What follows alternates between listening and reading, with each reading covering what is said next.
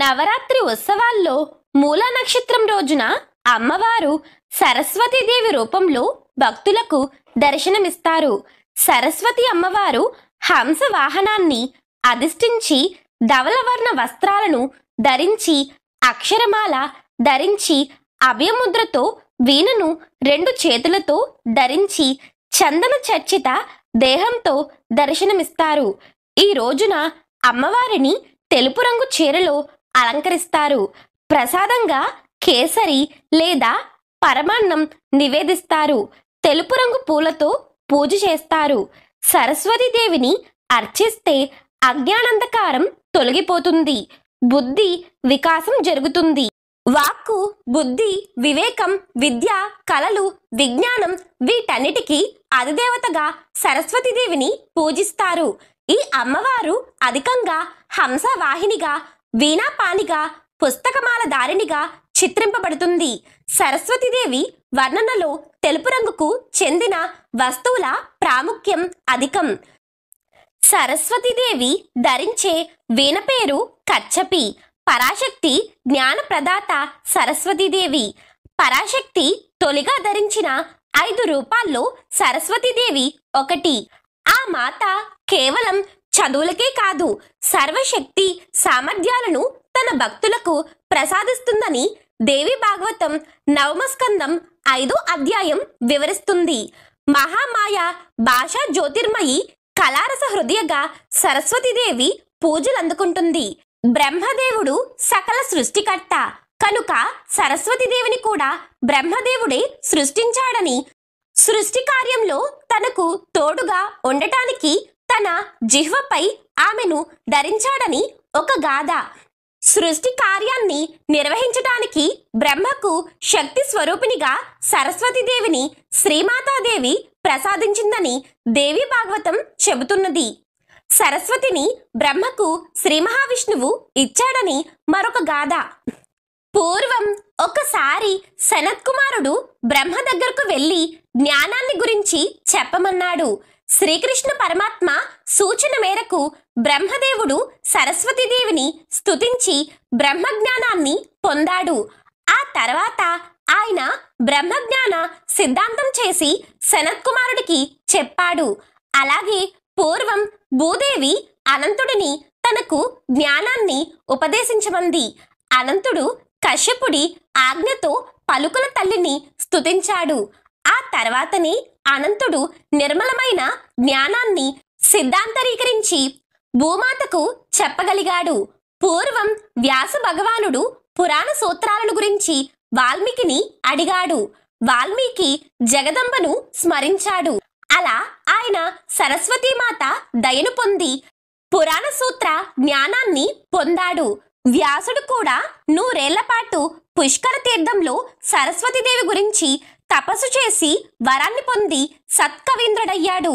ఆ తర్వాతే ఆయన వేద విభాగాన్ని పురాణ రచనను చేశాడు. ఓసారి ఇంద్రుడు తనకు తత్వజ్ఞానాన్ని ఉపదేశించమని పరమేశ్వరుడిని అడిగాడు. పరమేశ్వరుడు దివ్యవాణిని తలుచుకొని ఆ శక్తి ప్రభావంతో ఇంద్రుడికి జ్ఞానోపదేశం చేశాడు. ఆ ఇంద్రుడే బృహస్పతి వద్దకు వెళ్లి శబ్దశాస్త్రాన్ని చెప్పమన్నాడు. అప్పుడు బృహస్పతి వెంటనే పుష్కర క్షేత్రానికి వెళ్లి 1000 దివ్య సంవత్సరాల పాటు సరస్వతీదేవిని ధ్యానించి శబ్దశాస్త్రం పొందాడు. పొరపాటున గురువు ఆగ్రహానికి గురై ఓసారి తాను చదువుకున్న చదువునంతా కోల్పోయాడు యాజ్ఞవల్క్య మహర్షి. అప్పుడు ఆయన శోకార్తుడై పుణ్యప్రధానమైన సూర్యస్థానానికి వెళ్లి సూర్యుడి గురించి తపస్సు చేశాడు. సూర్యుడు ప్రత్యక్షమై ఆ మహర్షి భక్తికి మెచ్చి వేదంగాలను చదివించాడు. అయితే యాజ్ఞవల్కుడికి జ్ఞాపక శక్తి లేకపోవటం గమనించిన సూర్య భగవానుడు సరస్వతి స్తోత్రాన్ని భక్తితో నిరంతరం పఠించమని చెప్పాడు. యాజ్ఞవల్క్య మహర్షి సూర్య భగవానుడు చెప్పినట్లు భక్తితో సరస్వతి స్తుతి విడవకుండా చేశాడు. ఆ స్తుతిలో తాను గురుశాపం వల్ల విద్యాహీనుడుగా అయినట్లు, జ్ఞాపక శక్తి కోల్పోయినట్లు చెప్పాడు. తన తన మీద దయచూపి జ్ఞాన జ్ఞాపక శక్తులను ప్రసాదించమని, విద్యను చక్కగా శిష్యులకు బోధించే శక్తిని, గ్రంథరచనా శక్తిని, ప్రతిభ గల శిష్యులను తనకు ప్రసాదించమన్నాడు. ఈ విధంగా సరస్వతీదేవిని పదే పదే స్తుతించడంతో ఆ మాత యాజ్ఞవల్క్య మహర్షిని మళ్ళీ సంపూర్ణ జ్ఞానవంతుడిగా, సుకవిగా వెలుగొందమని ఆశీర్వదించింది. ఈ సరస్వతి స్తుతి అంతా దేవి భాగవతంలో ఉంది. పూర్వకాలంలో కృష్ణా తీరంలో పండితపురం అనే అగ్రహారం ఉండేది. అందులో అనేక బ్రాహ్మణ కుటుంబాలు నివసిస్తూ ఉండేవి. అగ్రహారంలో ఒక పెద్ద వేద పాఠశాల ఉండేది. చుట్టుపక్కల గ్రామాల నుంచి అనేక మంది విద్యార్థులు అక్కడికి వచ్చి చదువుకునేవారు. ఈ పాఠశాలలో చదివిన వారు ఎన్నో శాస్త్రాలలో ఎంతో ప్రావీణ్యం సాధించి ఎంతో పేరు తెచ్చుకునేవారు. సాక్షాత్తు ఆ సరస్వతీదేవి ఈ విద్యాపీఠంలో నడయాడుతూ ఉంటుందని ప్రజలు చెప్పుకునేవారు. ఈ పాఠశాలకు అంత గొప్ప పేరు ఉండేది. ఈ వేద పాఠశాలలో ఎందరో విద్యార్థులు, ఉపాధ్యాయులు ఉండేవారు. ఈ వేద పాఠశాలను రోజు ఊడ్చి శుభ్రం చేయటానికి వీరయ్య అనే పనివాడు ఉండేవాడు. పాఠశాల పెద్ద విస్తీర్ణం గల స్థలంలో ఉండేది. దాదాపు 5 ఎకరాల ప్రాంగణం. ఆ పాఠశాల ఆవరణలో ఒక చోట చక్కటి హయగ్రీవుని శిల్పం ఉండేది. అలాగే ఆ పాఠశాల ప్రార్థనా భవనంలో ఒక చక్కటి సరస్వతీదేవి విగ్రహం కూడా ఉండేది. ప్రతిరోజు ఉదయం విద్యార్థులందరూ ఈ భవనంలో ప్రార్థన చేసి సరస్వతీదేవికి నమస్కరించి అటు తర్వాత బయట ఉన్న హయగ్రీవునికి నమస్కరించి తమ తమ తరగతులకు వెళ్ళేవారు. వీరయ్య ప్రతిరోజు ఈ ప్రార్థన భవనాన్ని శుభ్రం చేసేవాడు. వీరయ్యతో పాటు అతని కుమారుడు గోపయ్య ప్రక్కనే తిరుగుతుండేవాడు. గోపయ్యకి కేవలం 3 సంవత్సరాలు. తండ్రితో పాటే ఆ పాఠశాల మొత్తం తిరుగుతుండేవాడు. చిన్నవాడైన గోపయ్యని ఎంతో తేజస్సు ఉట్టిపడుతున్న సరస్వతీదేవి విగ్రహం ఎంతో ఆకర్షించింది. ఆ తల్లి కనులలో ఆప్యాయత, అనురాగం ఈ పిల్లవాడిని కట్టి పడేసేది. ప్రతిరోజు ఉదయం ఆ విగ్రహం ఎదురుగా ఆ తల్లిని చూస్తూ ఉండిపోయేవాడు. గోపయ్య ఆడుతూ పాడుతూ 5 సంవత్సరాల వయసుకు వచ్చాడు.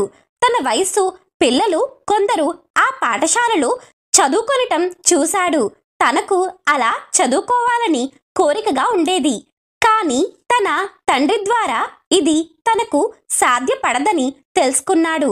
తండ్రితో పాటే ప్రతిరోజు ఆ పాఠశాల తిరుగుతూ ఎక్కడైనా పాఠ్యపుస్తకాలు కనపడితే కనులకద్దుకుని పెట్టేవాడు. కొందరు విద్యార్థులు తమ పుస్తకాలు సరిగ్గా ఉంచుకొనక ఇటు అటు పారేసేవారు. గోపయ్య వీటిని తీసి కనులకద్దుకుని చక్కగా పేర్చి పెట్టేవాడు. ఇలా పెరిగి పెద్దవాడై 12 సంవత్సరాల వయసుకు వచ్చాడు. తండ్రికి పొలం పనులలో సాయం చేస్తుండేవాడు. ఉదయం పూట మాత్రం వేద పాఠశాల ఆవరణ మొత్తం తానే శుభ్రంగా ఊడ్చేవాడు. చివరన ప్రార్థనా మందిరంలోని సరస్వతీమాత విగ్రహానికి మ్రొక్కేవాడు. వచ్చే జన్మలోనైనా తనకి ఈ పాఠశాలలో చదువుకునే భాగ్యం కల్పించమని ప్రార్థించేవాడు. రోజు ఇతడిని గమనిస్తున్న సరస్వతీదేవికి గోపయ్యపై అనుగ్రహం కలిగింది. ఆ తల్లి ఇతడిని అనుగ్రహించాలని తలచింది. ఒకరోజు ఆ ఊరికి కాంచీపురం నుంచి మహాపండితుడొచ్చాడు. అంత గొప్ప పండితుడు వచ్చిన సందర్భంలో మరునాడు ఉదయం పెద్ద వేదసభ నిర్వహించబడింది. ఆ రోజు ఉదయాన్నే గోపయ్య తండ్రితో కలిసి పండిత సభ జరిగే ప్రదేశాన్ని చక్కగా శుభ్రం చేశాడు. కాసేపటికి ఆ సభంతా వేద పండితులతోనూ, వేద పాఠశాల ఉపాధ్యాయులతోనూ, విద్యార్థులతోనూ నిండిపోయింది. కాంచీపుర పండితుణ్ణి ఘనంగా సన్మానించారు. ఇదంతా గోపయ్య దూరంగా నుంచుని ఎంతో ఉత్సాహంగా చూస్తున్నాడు. పండితులందరూ రకరకాల శాస్త్ర విశేషాలపై మాట్లాడారు. చివరన కంచి నుంచి వచ్చిన ఆ మహాపండితుడు అనేక శాస్త్ర విషయాలపై మాట్లాడి చివరన వ్యాకరణానికి సంబంధించిన ఒక సమస్యను చెప్పి అక్కడ ఉన్నవారిని సమాధానం చెప్పవలసిందిగా అడిగాడు. తాను ఎన్నో వేద సభలలో ఈ సమస్యను అడిగానని ఎవ్వరూ సరైన సమాధానం చెప్పలేకపోయారని అన్నాడు. అందరూ ఈ సమస్యను విన్నారు.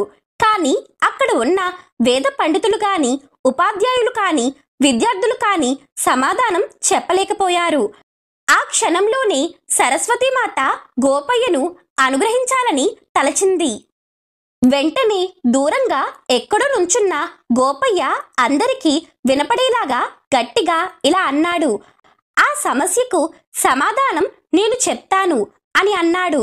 అక్కడ ఉన్నవారందరూ ఆశ్చర్యపోయారు.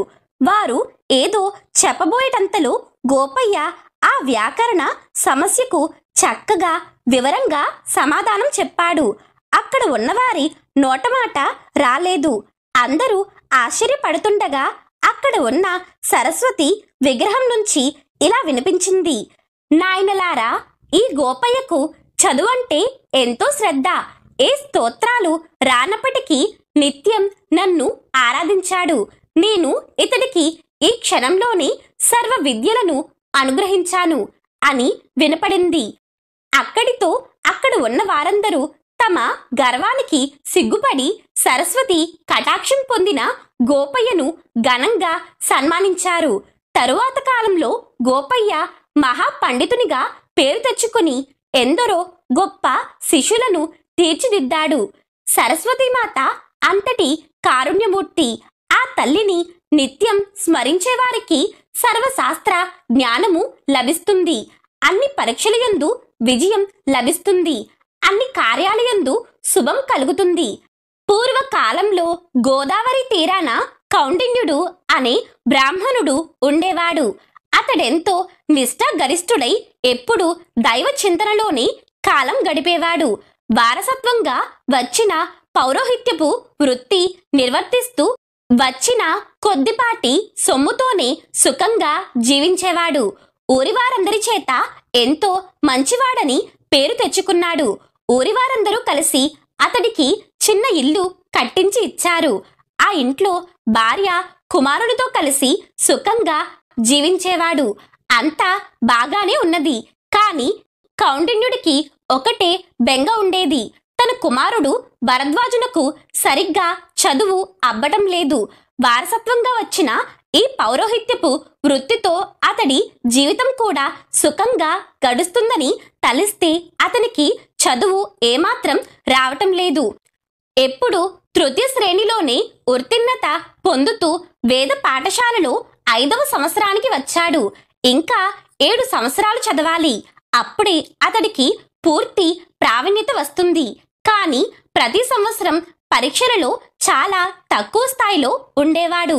కౌండిన్యుడికి బెంగగా ఉండేది. ఇంకొక వారం రోజులలో 5వ సంవత్సరం పరీక్షలు.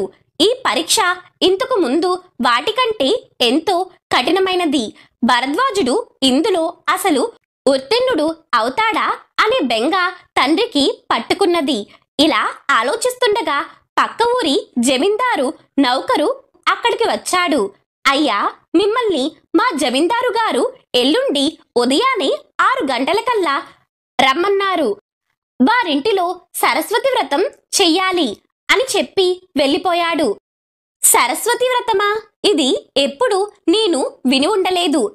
ఏదేమైనా ఆ వ్రతమేదో తాను కూడా తెలుసుకుందామని అనుకున్నాడు.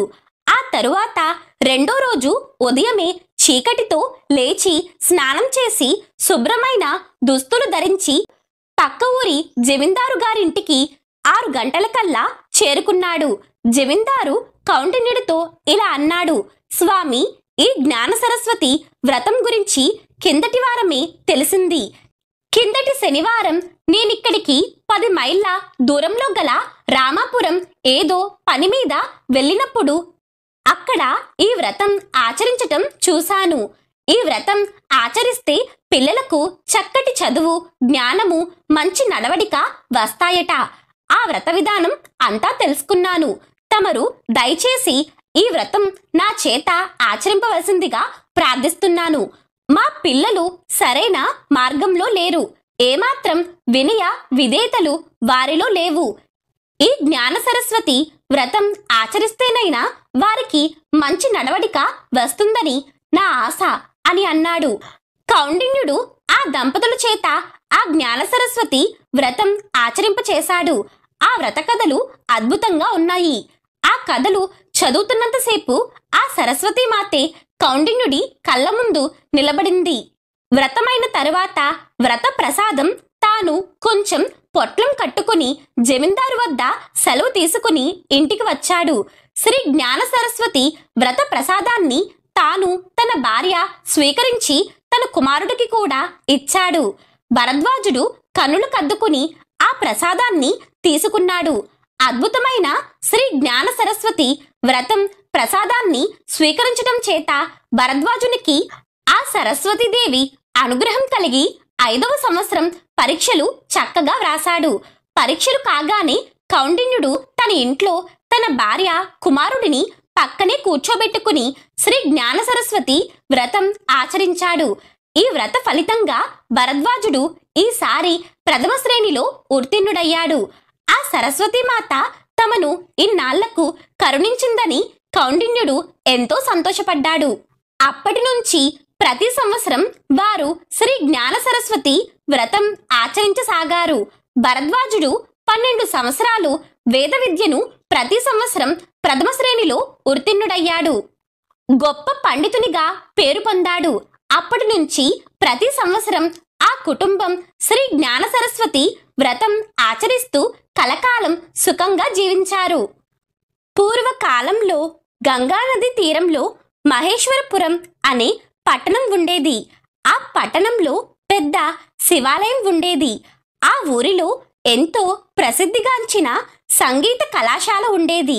ఆ కళాశాలలో సంగీతం అభ్యసించటానికి చుట్టుపక్కల గ్రామాల నుండే కాక ఎంతో దూర ప్రాంతాల నుండి కూడా విద్యార్థులు వచ్చేవారు. ఇక్కడ ఉన్న ఉపాధ్యాయులు వివిధ సంగీత సాంప్రదాయాలలో ఎంతో నిష్ఠాతులై ఉండేవారు. ప్రత్యేకించి ఎంతో వీణా ప్రావీణ్యం గల విద్వాంసులు ఈ పాఠశాలలో ఉపాధ్యాయులుగా ఉండేవారు. ఈ పాఠశాల ప్రధాన ఉపాధ్యాయుడైన శ్రీ రామశర్మ హిందుస్థానీ సంగీతంలో ఎంతో పేరు పొందారు. శ్రీ రామశర్మకు శంకర శాస్త్రి అనే కుమారుడు ఉండేవాడు. కుమారుడిని ఎలాగైనా గొప్ప వీణా విద్వాంసునిగా తీర్చిదిద్దాలని శ్రీ రామశర్మకు కోరికగా ఉండేది. ప్రాథమిక అభ్యాసం కాగానే శంకర శాస్త్రి తన పాఠశాలలోని వీణ శిక్షణలో పెట్టాడు. వీణా ప్రావీణ్యత పరీక్షకు 5 సంవత్సరాలు చదవాలి. శంకర శాస్త్రికి 5 సంవత్సరాలు పూర్తయ్యాయి. కానీ పరీక్షలో ఉత్తీర్ణుడు కాలేకపోయాడు. ఇది శ్రీ రామశర్మకు ఎంతో బాధగా తోచింది. శంకర శాస్త్రి తిరిగి సంవత్సరం తర్వాత మళ్ళీ పరీక్షకు వెళ్ళాడు. అయినా ఆ పరీక్షలో కూడా ఉత్తీర్ణుడు కాలేదు. రామశర్మ తన కుమారుడిని గొప్ప వీణా విద్వాంసునిగా చూసే భాగ్యం తనకు లేదేమోనని బాధపడేవాడు. ఆ తరువాత సంవత్సరం కూడా శంకర శాస్త్రి పరీక్షలో ఉత్తీర్ణుడు కాలేదు. శ్రీ రామశర్మకు ఎంతో బాధ కలిగింది. దురదృష్టవశాత్తు పక్షవాతం వచ్చి మంచాన పడ్డాడు. కుమారుడిని వీణా విద్వాంసునిగా చూడాలన్న కోరిక తీరకుండానే మరణిస్తాననే బెంగ ఆయనకు పట్టుకుంది. శంకర శాస్త్రికి ఎంతో బాధ కలిగింది. ఈసారి పరీక్షలలో ఎలాగైనా ఉత్తీర్ణుడు కావాలని తలచాడు. ప్రతిరోజు ఉదయం వీణను తీసుకుని వెళ్లి గంగానది ఒడ్డున కూర్చుని ఎంతో సాధన చేసేవాడు. సాధన చేస్తున్నంతసేపు ఆ సరస్వతీదేవిని మనసులో స్మరించేవాడు. ఇలా 40 రోజులు గడిచేసరికి ఇతడి సాధనను గమనిస్తున్న సరస్వతీదేవి అతడిని కరుణించి ఎదురుగా ప్రత్యక్షమై ఇలా అన్నది, నాయనా, నీ కఠోర దీక్షకు నేను మెచ్చాను. నీవు రేపే జ్ఞాన సరస్వతి వ్రతం ఆచరించు. ఈసారి పరీక్షలలో నీవు ప్రథమ శ్రేణిలో ఉత్తీర్ణుడు కావటమే కాక భవిష్యత్తులో గొప్ప విద్వాంసునిగా పేరు తెచ్చుకుంటావు. ఈసారి పరీక్షలలో నీవు ప్రథమ శ్రేణిలో ఉత్తీర్ణుడు అవటమే కాదు, భవిష్యత్తులో గొప్ప విద్వాంసునిగా పేరు తెచ్చుకుంటావు అని ఆ వ్రత విధానమంతా వివరించి అంతర్ధానమయ్యారు అమ్మవారు. శంకర శాస్త్రి ఆ తల్లి తనను అనుగ్రహించినందుకు ఎన్నో విధాలా స్తుతించాడు. జరిగిన విషయమంతా ఇంటికి వచ్చి తండ్రికి తెలిపాడు. శ్రీ రామశర్మ ఆ సరస్వతీమాత ఇన్నాళ్లకు తన కుమారుడిని కరుణించినందుకు ఎంతగానో సంతోషించాడు. ఆ మరునాడు ఉదయం శంకర శాస్త్రి శుచిగా స్నానం చేసి జ్ఞాన సరస్వతి వ్రతం ఆచరించాడు. వ్రతం పూర్తి అయిన తరువాత ఆ తల్లిని స్తుతిస్తూ 1 గంటసేపు అద్భుతమైన వీణానాదం చేశాడు. అప్పుడు ఒక అద్భుతం జరిగింది. ఆ దివ్యమైన వీణానాదం నుంచి వచ్చిన దివ్య తరంగాల ప్రభావం చేత శ్రీ రామశర్మ పక్షవాతం ఒక్కసారిగా మాయమైంది. పూర్తి ఆరోగ్యంతో లేచి మంచంపై కూర్చున్నాడు. ఆ కుటుంబమంతా తమను ఇన్ని విధాలుగా కరుణించిన సరస్వతీమాతను ఎంతో స్తుతించారు. కుటుంబ సభ్యులందరూ జ్ఞాన సరస్వతి వ్రత ప్రసాదాన్ని స్వీకరించారు. అటు తర్వాత కొన్ని రోజులకు జరిగిన పరీక్షలో శంకర శాస్త్రి ప్రథమ శ్రేణిలో ఉత్తీర్ణుడయ్యాడు. తరువాత కాలంలో శంకర శాస్త్రి ఎంతో గొప్ప విద్వాంసునిగా పేరు పొందాడు. తండ్రి శ్రీ రామశర్మ కళ ఫలించింది. ఆ కుటుంబమంతా కలకాలం సరస్వతీమాతను సేవిస్తూ సుఖంగా జీవించి చివరన ముక్తిని పొందారు. సరస్వతీమాత అంతటి దయామయురాలు.